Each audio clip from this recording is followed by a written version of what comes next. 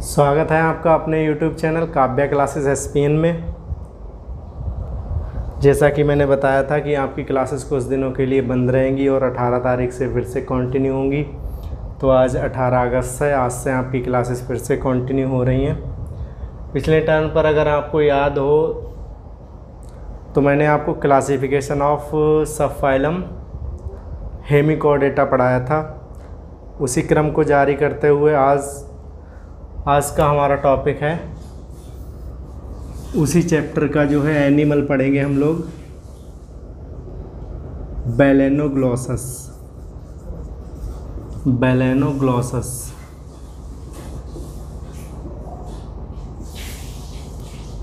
ये हेमिकोडेटा सब फाइलम का ही एनिमल है, बैलेनोग्लोसस। इस प्रकार हम लोगों ने फर्स्ट ईयर में फाइलम के जनरल कैरेक्टर्स क्लासिफिकेशन और उसके बाद एनिमल पढ़े थे। इसी प्रकार सेकेंड ईयर में भी पहले हम लोग हेमिकोडेटा के जनरल कैरेक्टर्स पढ़ चुके हैं, फिर क्लासिफिकेशन पढ़ लिया है और अब हम लोग पढ़ेंगे एनिमल इस सब फाइलम का। इसे कहते हैं बैलेनोग्लोसस। तो बैलेनोग्लोसस का एक कॉमन नेम है ए टंग वॉर्म।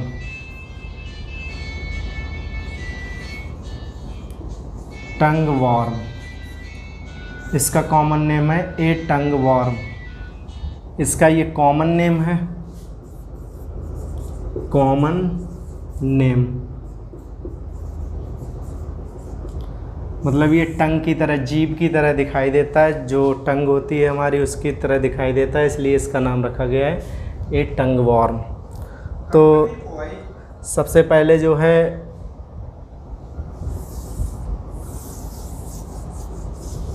इसकी सिस्टमैटिक पोजीशन के बारे में बात करेंगे। सिस्टमैटिक पोजीशन, सिस्टमैटिक पोजीशन का मतलब होता है इसका वर्गीकरण।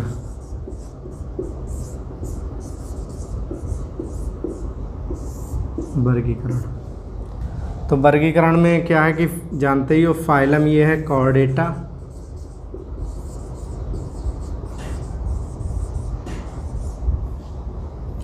सब फाइलम जो है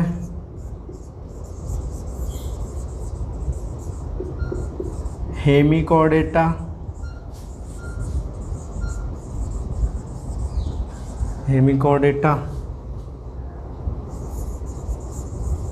क्लास है एंटीरोन्यूस्टा,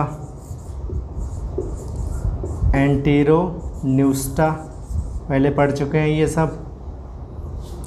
जीनस बोला जाएगा बैलेनोग्लोसस।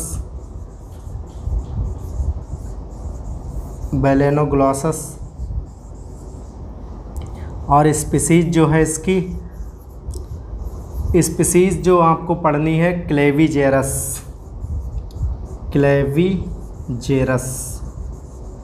ये इसकी सिस्टमैटिक पोजीशन हो गई। तो फिर से समझ लीजिए, फाइलम कॉर्डेटा, सब फाइलम हेमिकोडेटा, क्लास एंटीरोन्यूस्टा, जीनस बैलेनोग्लोसस और स्पीसीज है इसकी क्लेविजेरस। इसमें ऑर्डर नहीं है, सही है, ऑर्डर इसमें नहीं दिया हुआ है। आप लोगों ने पढ़ा था पिछली बार क्लासिफिकेशन, तो उसमें ऑर्डर नहीं था। तो इसके आगे फिर इतना नोट कर लो। और हाँ, जीनस और स्पीसीज के को अंडरलाइन ज़रूर कर लेना, ये एक नियम होता है, फर्स्ट ईयर से पढ़ते आ रहे हैं, तो इसको नोट डाउन कर लो। उसके बाद हम लोगों को पढ़ना है, नेक्स्ट है जियोग्राफिकल डिस्ट्रीब्यूशन। जियोग्राफिकल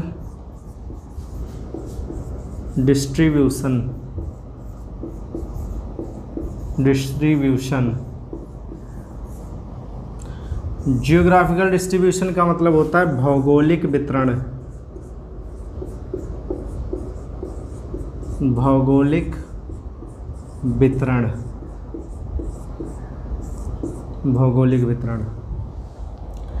तो भौगोलिक वितरण की बात करें तो ये वर्ल्ड वाइड पाया जाता है। वर्ल्ड वाइड मीन्स होता है पूरे संसार में मिलता है। और कहाँ मिलेगा ये? समुद्री एनिमल है तो समुद्र में ही मिलेगा, मतलब पूरे संसार में समुद्र में ये पाया जाता है।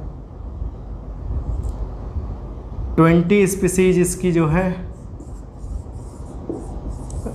रिपोर्ट की गई हैं, मतलब अभी तक देखी गई हैं। 20 प्रजातियां इसकी देखी गई हैं बेलेनोग्लोसस की, जिसमें से कुछ फॉलोइंग हैं।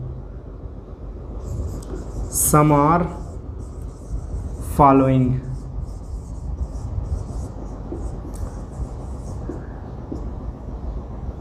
पहली बेलेनोग्लोसस ऑस्ट्रेलियंसिस, ये ऑस्ट्रेलिया में पाई जाती है। दूसरी है बेलेनोग्लोसस कार्नोसस, ये इंडो पैसिफिक मतलब हिंद महासागर और प्रशांत महासागर में पाई जाती है, तो इंडो पैसिफिक बोला जाता है। अगला है बेलेनोग्लोसस मिसेकियंसिस, ये जापान के समुद्र में मिलती है। अगला है बेलेनोग्लोसस जेमेसेंसिस, ये वेस्ट इंडीज़ के समुद्र में मिलती है। अगला है बेलेनोग्लोसस गीगस, ये ब्राज़ील में मिलती है। अगला है बेलेनोग्लोसस कैपेंसिस, ये साउथ अफ्रीका के समुद्र में मिलती है। अगली है बेलेनोग्लोसस क्लेबीजेरस, ये मेडिटेरेनियन मतलब भूमध्य सागर और ब्रिटिश के समुद्र में मिलती हैं। तो कुल मिलाकर यहाँ पर 20 में से 7 स्पीसीज आपको दी गई हैं, 7, जिसमें से 2 बहुत ज़्यादा इम्पोर्टेंट हैं। एक तीसरे नंबर की बेलेनोग्लोसस मिसेकियंसिस और एक 7वें नंबर पर है बेलेनोग्लोसस क्लेबीजेरस। ये 2 बहुत इम्पोर्टेंट हैं और हम लोग जो पढ़ेंगे वो इसके बारे में पढ़ेंगे, क्लेबीजेरस के बारे में। ठीक है, तो इसको नोट डाउन कर लीजिए या इसका स्क्रीनशॉट ले लीजिए।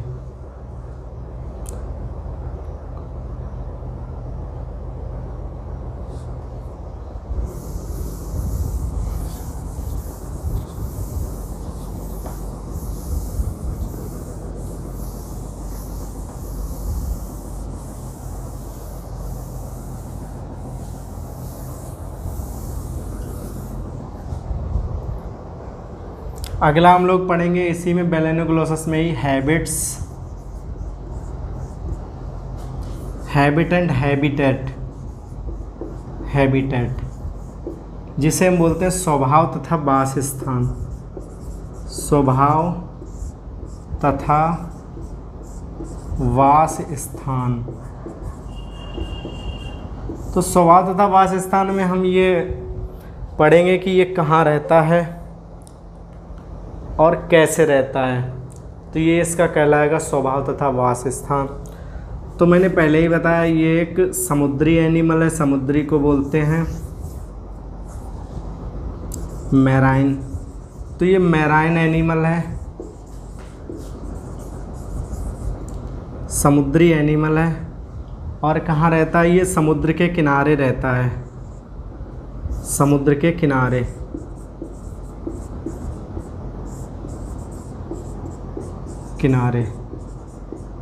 या हम कह सकते हैं शैलो वाटर में पाया जाता है। शैलो वाटर मीन्स होता है उथला जल, जो ज़्यादा गहरा ना हो, उथले जल में मिलता है। तो समुद्र के किनारे जो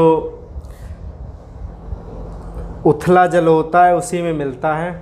ये एक बरोइंग एनिमल है। बरोइंग मतलब बिल बनाकर रहता है, बरोइंग एनिमल है। इसकी बरो जो होती है वो यू शेप्ड होती है, यू आकार की बिल बनाकर रहता है। यू आकार की बिल बनाएगा, उसी में ये रहता है, जैसे डायग्राम में दिखाई दे रही है।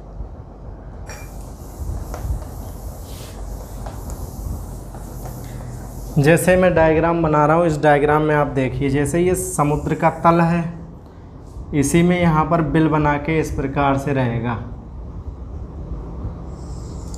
ये।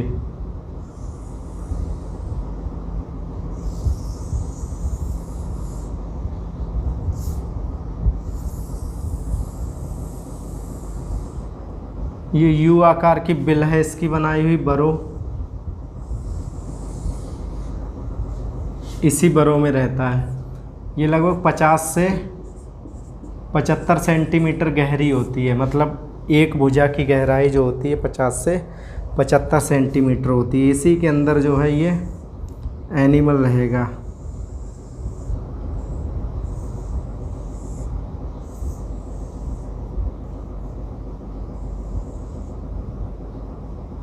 ये एनिमल बैलेनोग्लोसस इसी के अंदर प्रेजेंट है। इस साइड में मान लो एनस है, इस साइड में इसका क्या होगा, माउथ। तो यहाँ पर फीकल मैटर फीसिस करता रहता है, मतलब मल त्याग करता रहता है। तो ये फीकल मैटर यहाँ पर इकट्ठा होता रहता है। फीकल मैटर मतलब मल इसका इकट्ठा होता रहता है बिल के एक तरफ। यहाँ पर कुछ एसेसरी ओपनिंग भी मिल सकती है, सेकेंडरी ओपनिंग। ये क्या कहलाएगी, सेकेंडरी ओपनिंग, मतलब दूसरी ओपनिंग भी मिल सकती है। मर्जी है, चाहे यहाँ से बाहर निकल जाए चाहे इधर से निकल जाए बाहर। तो जैसे 2 गेट हैं बाहर निकलने के लिए, तो इसीलिए इसको बोल दिया सेकेंडरी ओपनिंग। ये कहलाएगी एंटीरियर आर्म ऑफ बरो। तो ये बरो की अगली भुजा है। और ये कौन सी है, पोस्टीरियर आर्म ऑफ बरो। मतलब ये बिल की जो है पिछली भुजा है, ये अगली भुजा है। यहाँ से जो है जब मर्जी हो तब निकल जाएगा अंदर। अगर एंटर होना है तो यहाँ से एंटर होगा, यहाँ से बाहर निकलेगा। इसी में अंदर जो है ज़्यादातर इनएक्टिव रहता है।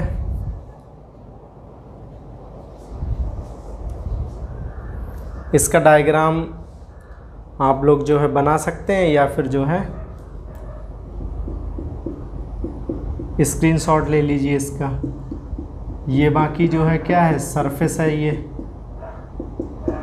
ये मिट्टी, रेत, सैंड भी हो सकता है।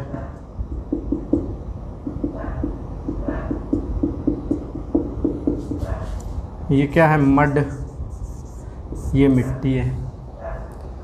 तो इस प्रकार से ये बिल के अंदर रहता है। ये है बैलेनोग्लोसस।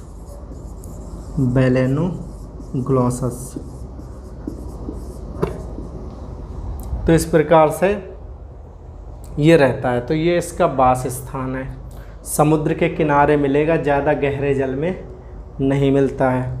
तो इसकी बरो बना लीजिए, फिगर में लिख देना है बरो, यू शेप्ड लिखना है, यू शेप्ड बरो ऑफ बैलेनोग्लोसस की यू आकार की जो है बिल दिखाई गई है। ये इसका स्वभाववास स्थान। इसका स्क्रीनशॉट ले लीजिए या इसको बना लीजिए।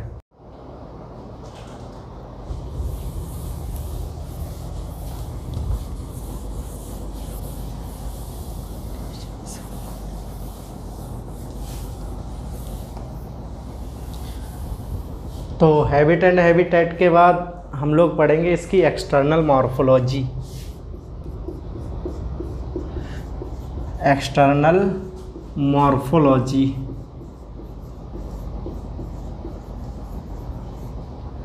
हिंदी में बोलते हैं, या हम कह सकते हैं इसका स्ट्रक्चर हिंदी में बोलते हैं बाह्य आकार की। बाह्य आकार की का मतलब होता है कि बाहर से देखने में कैसा लगता है, कैसे हम पहचान पाएंगे। हमारे सामने रख दिया जाए कि हम लोग कैसे पहचान पाएंगे कि ये बैलेनोग्लोसस है।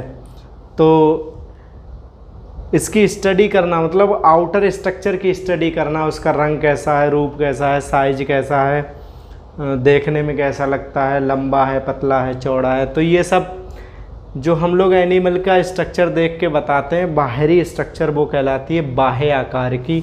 इसे हम इंग्लिश में बोलते हैं एक्सटर्नल मॉर्फोलॉजी, इसी को हम संरचना बोल देते हैं, बाह्य संरचना। तो इसको जो है हम लोग पढ़ेंगे। एक्सटर्नल मॉर्फोलॉजी को हम लोग इस प्रकार पढ़ेंगे। सबसे पहले हम लोग पढ़ेंगे shape, size and colour, shape, size and colour. दूसरा हम लोग पढ़ेंगे division of body, division of body, body की संरचना। तो बॉडी की डिवीज़न जो है, बॉडी डिवाइड होती है 3 पार्ट में, बताया था। पहला पार्ट है प्रोबोसिस, बताया था उस दिन। दूसरा पार्ट है कॉलर और तीसरा पार्ट है ट्रंक। ट्रंक ट्रंक भी 3 भागों में डिवाइड होता है। अगला भाग कहलाता है ब्रैंकियोजेनाइटल, ब्रैंकियोजेनाइटल रीजन। दूसरा भाग होता है हेपेटिक रीजन, हेपेटिक रीजन।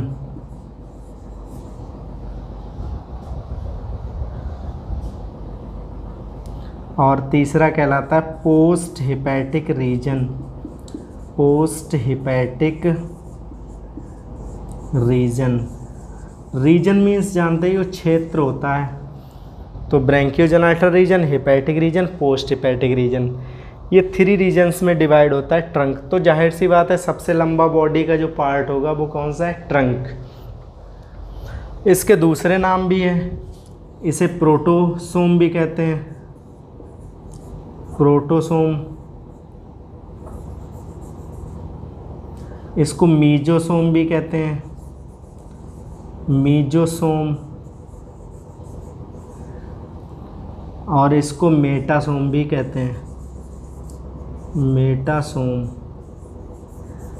तो 3 नाम, तीनों के अलग अलग नाम भी कह देते हैं। प्रोटो मीन्स अगला भाग, मीजो मीन्स मध्य का, मेटा मीन्स लास्ट का।